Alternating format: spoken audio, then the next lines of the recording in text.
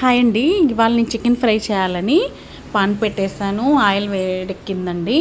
ఇప్పుడు ఇందులోనే షాజీరా వేసాను, లవంగాలు వేసాను, 1 ఇంచు ఇదేంటి చెక్క వేసాను.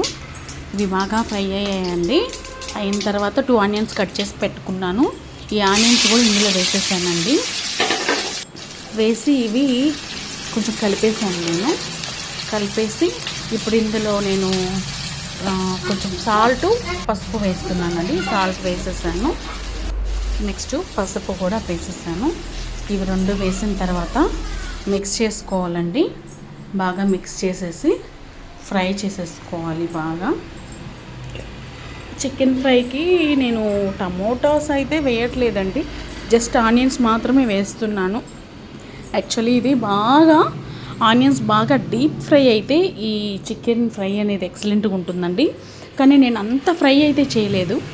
మధ్యలో నా పాపను ఎత్తుకొని పాపతో పాపను దించలేదండి. కర్రీ అయిందాక ఆనియన్స్ ఆయిల్ వేసేసి ఆయిల్ హీట్ అయ్యాక మధ్యలో ఇవి మసాలా వేసేసి తర్వాత ఆనియన్స్ బాగా ఫ్రై చేసుకోవాలి.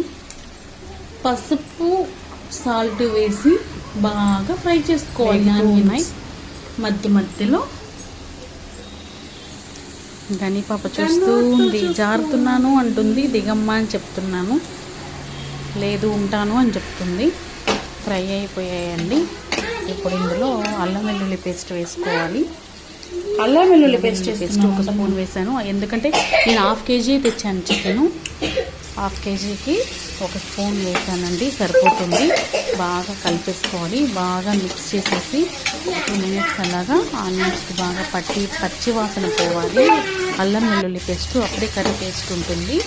పచ్చి వాసన పోయేదాకా బాగా ఫ్రై చేసేసుకోవాలి. బ్రౌన్ కలర్ చూడండి, ఇంకా డీప్ ఫ్రై చేసుకోవచ్చు, కానీ నేను వెయిట్ చేయకుండా చికెన్ వేసేసాను.